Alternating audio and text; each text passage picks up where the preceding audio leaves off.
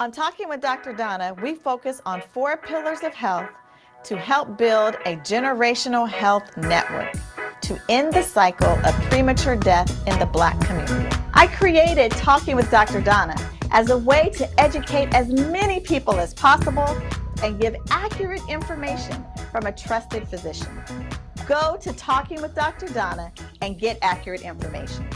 And then share that information with your family and friends. And if you like what you see, like my channel and subscribe. Remember, every Thursday, keep your appointment with Dr. Donna. Hi, everybody. We're back. We are back. Yay. Welcome, welcome, welcome to season 4 of Talking with Dr. Donna. Thank you so much for keeping your appointment with the doctor. I know I missed you all, and I thank you so much for joining in tonight and keeping your appointment with the doctor. Our mission here on Talking with Dr. Donna is to build a generational health network.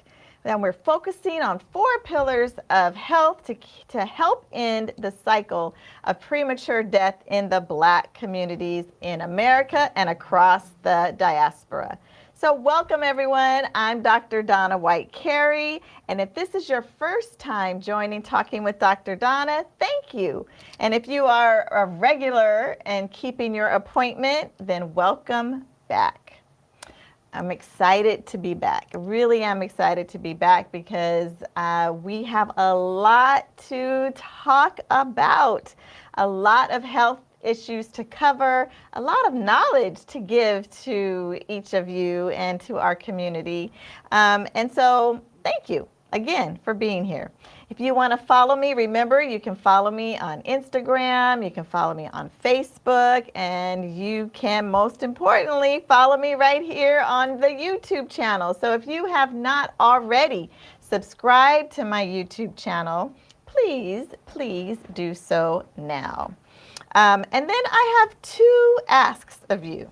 The first ask is that you share the information that we provide with you today, that you share it with family, with friends, with coworkers.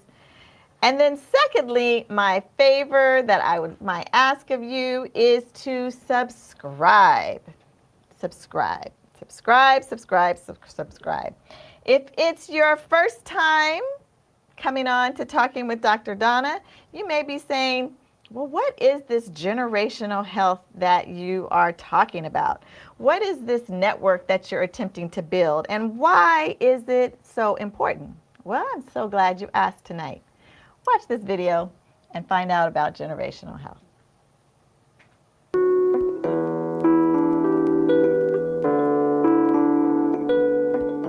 There are 4 pillars to generational health. The first is emotional and mental health. So we talk about the connection between the mind, the body, it's all connected. The second pillar is spiritual health. That is also talking about the connection of the spirit to our bodies, how we feel, and understanding that there is a higher power. And studies show if you believe that there is a higher power, whatever you call that higher power, this is not about religion. It's about the connection to the spirit within each and every one of us. The third pillar is physical health.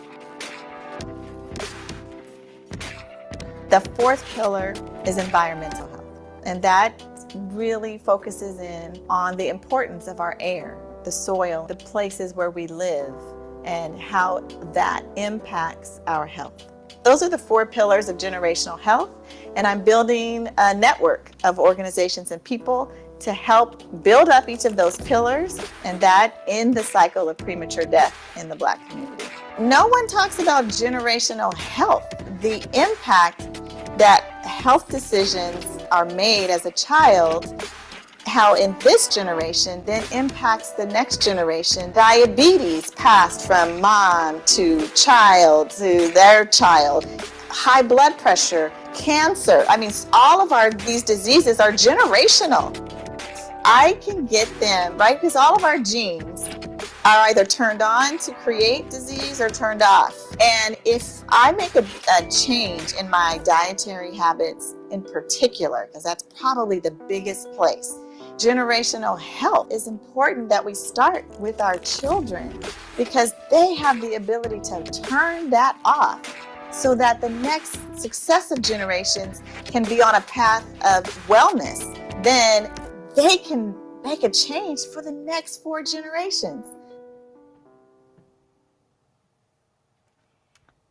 That is generational health. That's what we focus on here on Talking with Dr. Donna, because we want to build our health and our wellness generationally, so that we can end the cycle of premature death in the Black community, again, here in America and across the diaspora. So I hope you enjoyed that video. I hope you got a little bit of information about what is generational health. I hope you now understand it and what we're trying to do here on Talking with Dr. Donna.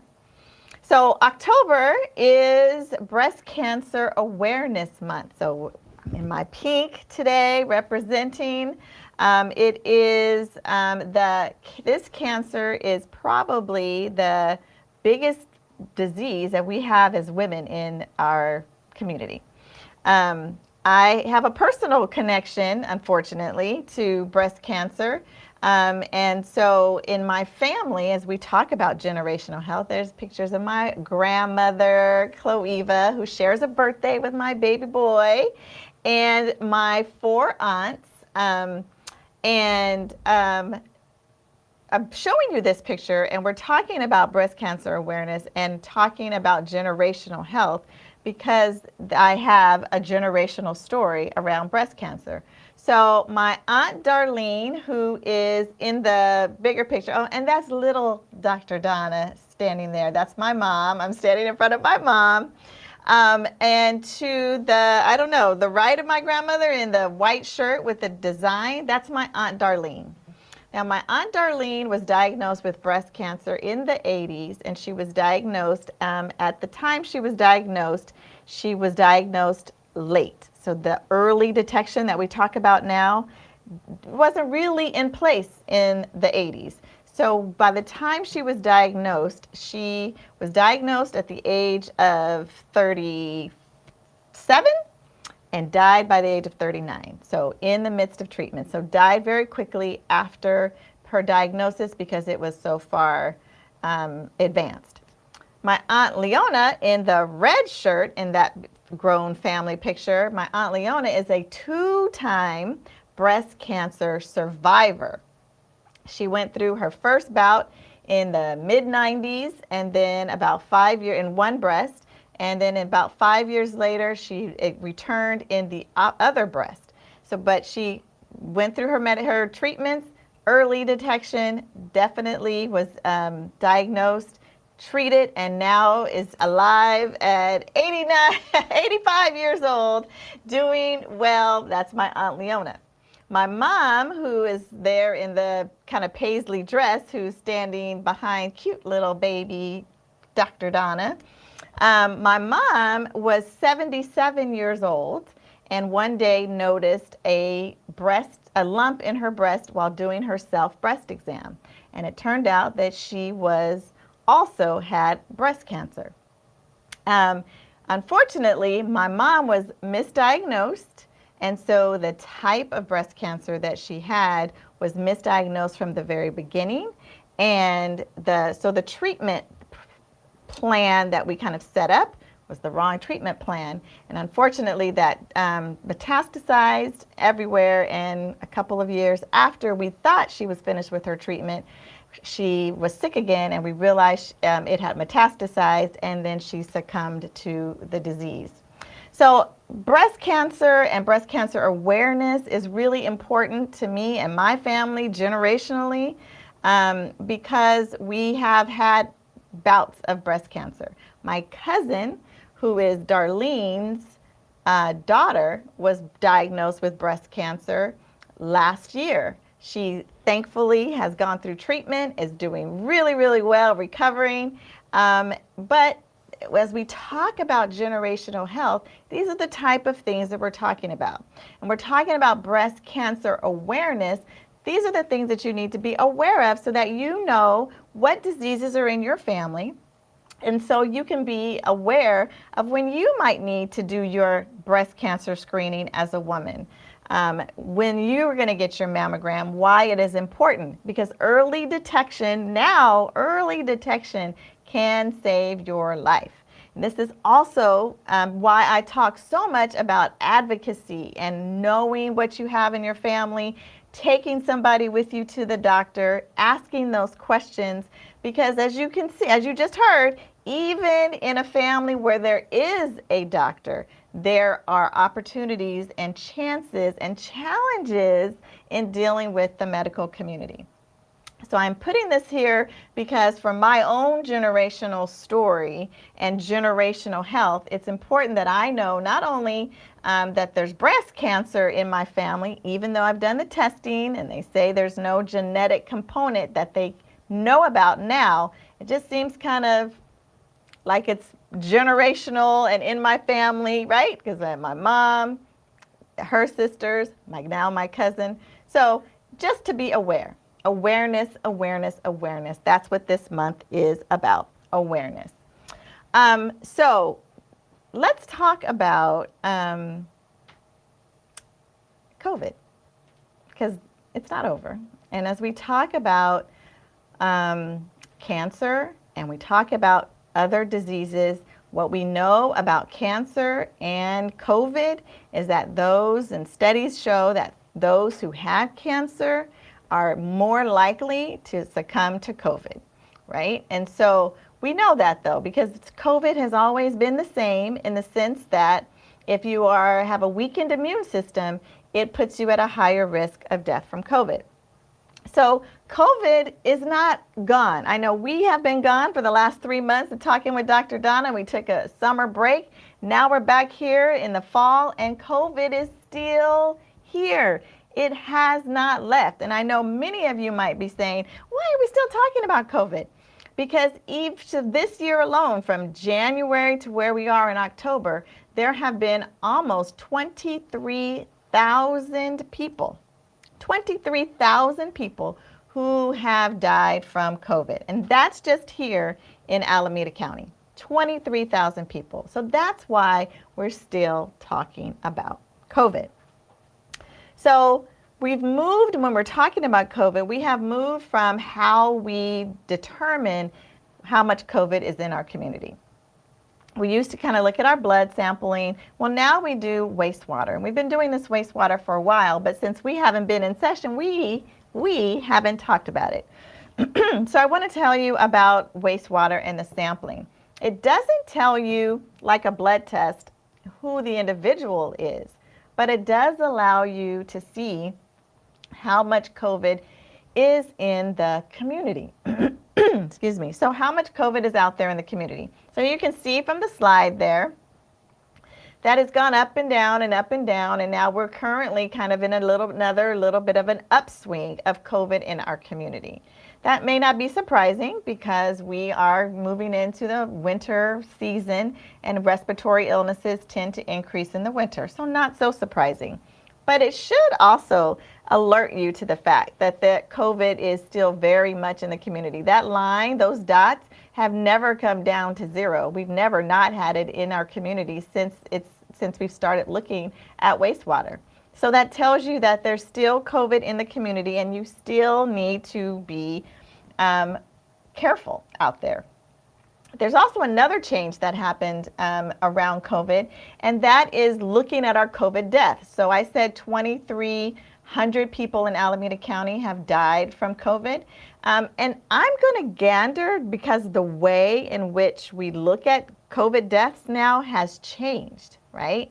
So when we look at how we're classifying death, it really makes a difference, because in order for you to be counted in this number, your death certificate actually has to say COVID-19.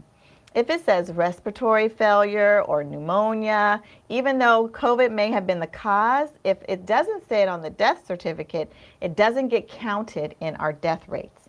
So while we've lost 2,300 people in our county so far this year, I'm going to guess that that number is probably higher because probably the physicians have no idea that they should be putting COVID-19 on the death certificate in order for it to count as a death towards this rate. If you look at who's dying, again, African Americans, we're still number one, still at the top of the list of who's dying of those 2,300 people, followed very, very closely by our Pacific Islander community. And if you look at our trends of what's happening with COVID, we see that COVID rates are increasing.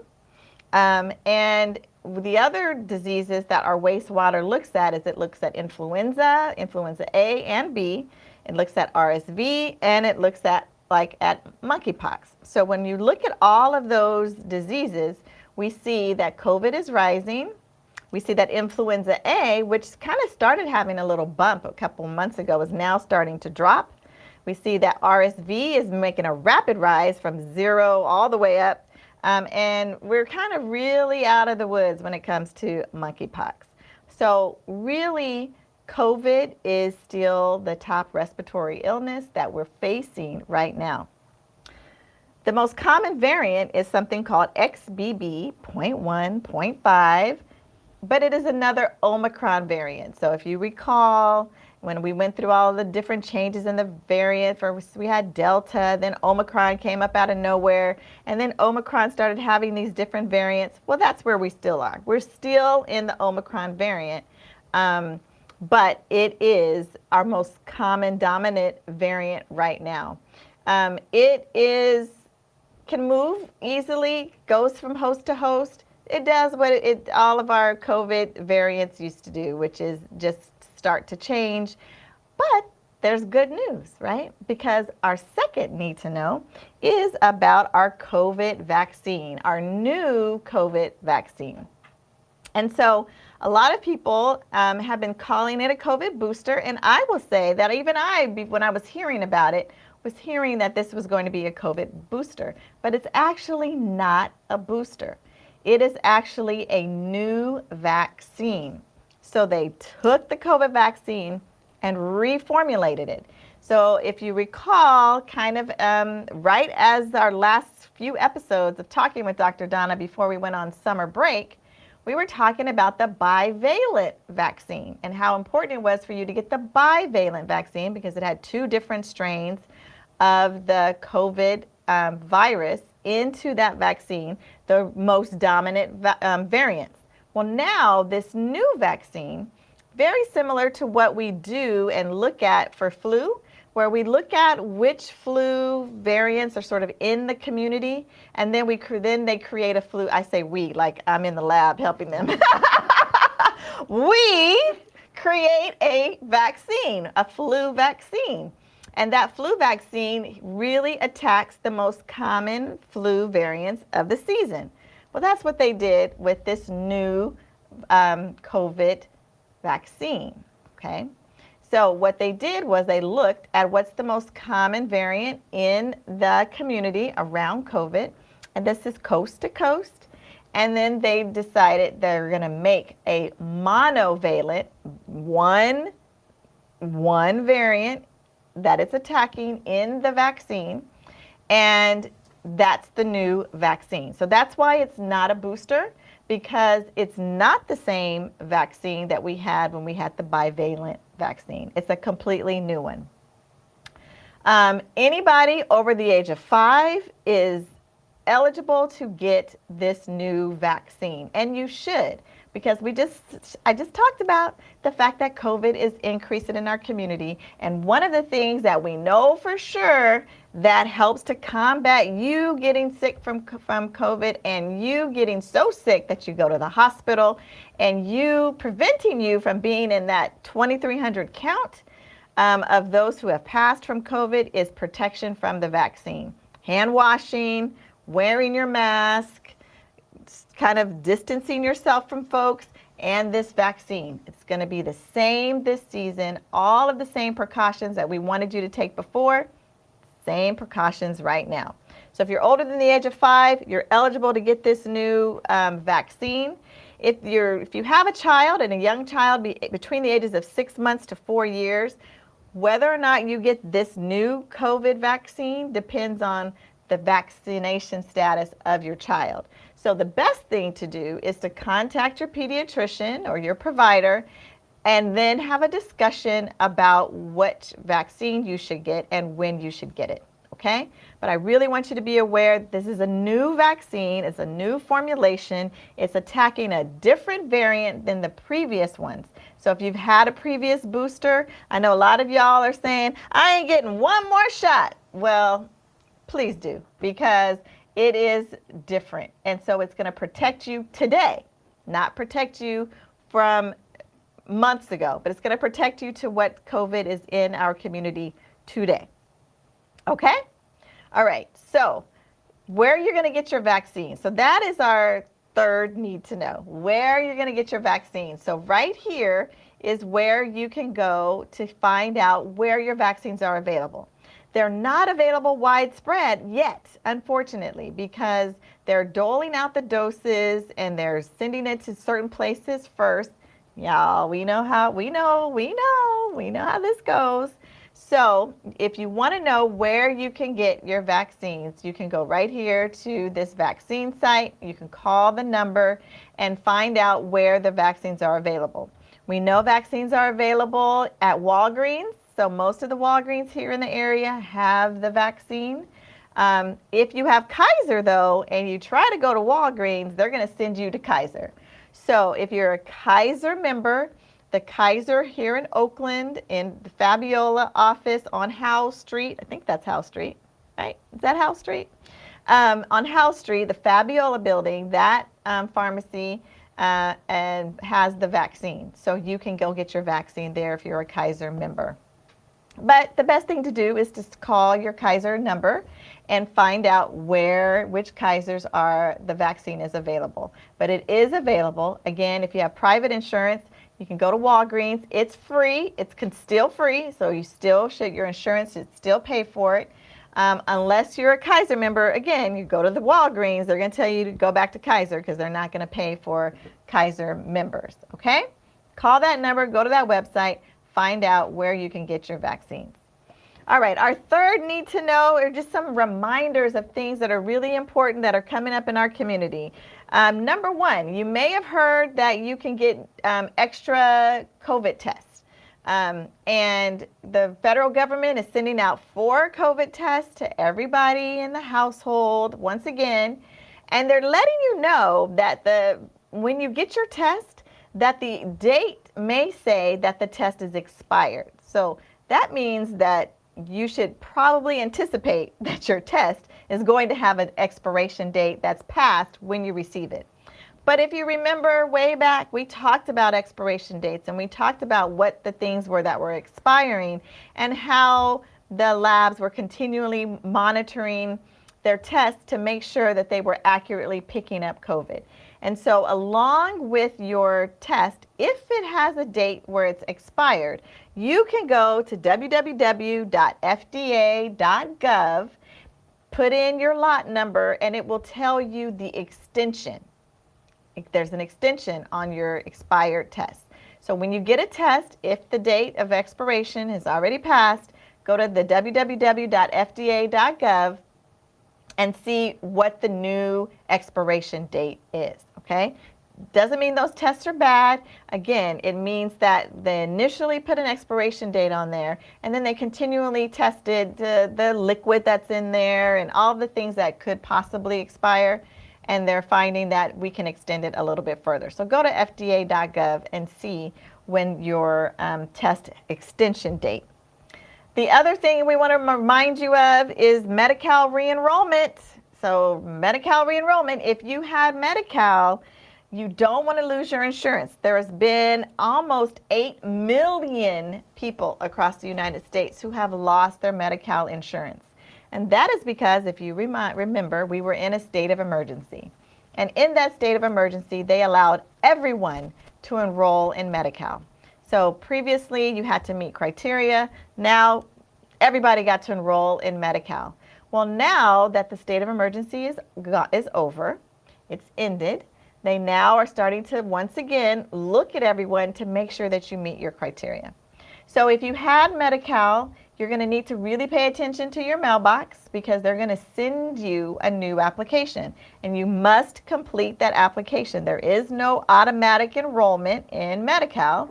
You have to reapply.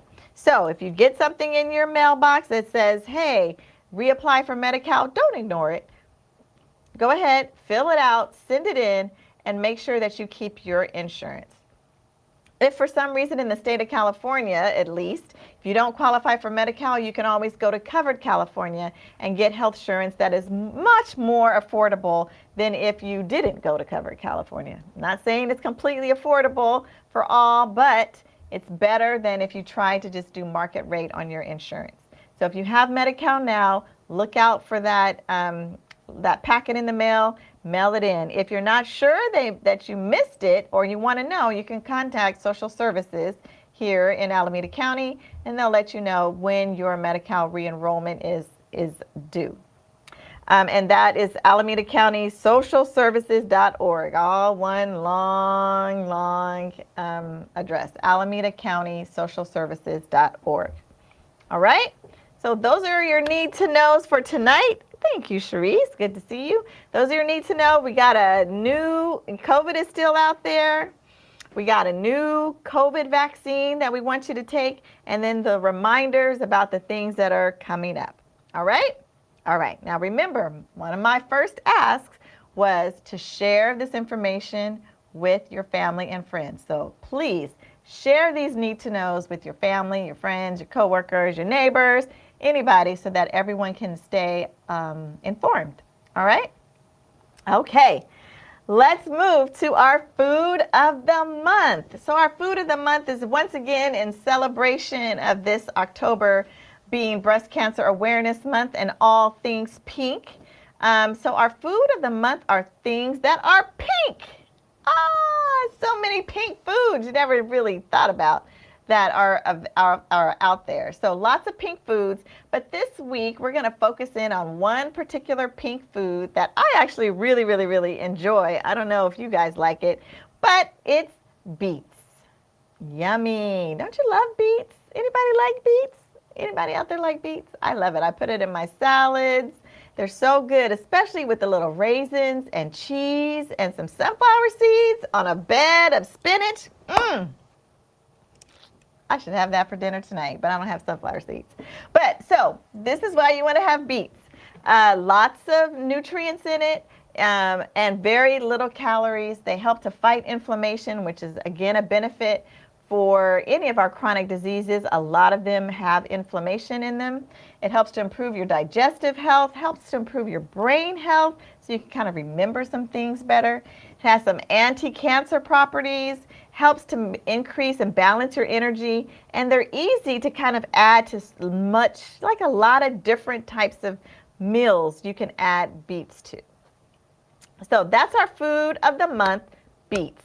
Now, our food of the month is actually all pink foods. Our food of this week is beets. So what I'd love for you to do is if you eat something pink, just take a picture of it, put it on my Instagram or my Facebook page, and just let us know what you're eating out there this month that's pink in recognition of Breast Cancer Awareness Month. All right? All right. Well, I think that's it. Thank you so much again for joining Talking with Dr. Donna. This is season 4, and I appreciate you always keeping your appointment with the doctor. We're here Thursdays at 6:30 p.m. If you're not already a subscriber to the YouTube channel, I'd appreciate it if, my second ask, you would subscribe right now. Share the information, subscribe to the YouTube channel. And you can also let me know what topics you might be interested in for the rest of this season. So let us know. Talk back to us. Say, hey, Dr. Donna, I would love to hear about this disease or this process. We're going to do lots of cool things this season. So we're excited to be back. Again, I'm Dr. Donna White-Carey. Thank you so much for keeping your appointment with the doctor. And until we see you again, take good care of yourself and your family. All right. Bye-bye. On Talking with Dr. Donna, we focus on 4 pillars of health to help build a generational health network to end the cycle of premature death in the Black community. I created Talking with Dr. Donna as a way to educate as many people as possible and give accurate information from a trusted physician. Go to Talking with Dr. Donna and get accurate information. And then share that information with your family and friends. And if you like what you see, like my channel and subscribe. Remember, every Thursday, keep your appointment with Dr. Donna.